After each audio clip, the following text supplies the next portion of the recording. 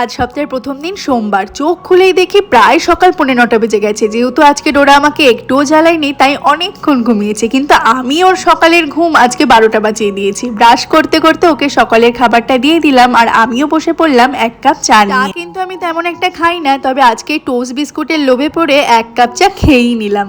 কে ডাকছে বৌদি বৌদি করে নিচে? কে ডাকছে গো মামা? এদিকে তাকাও। এই যে মাথায় কি ফুল উঠেছে তোমার? এডুরু এ দেখ ম্যাও। এই যে এখানে ডাকছে বৌদি বলে। কে?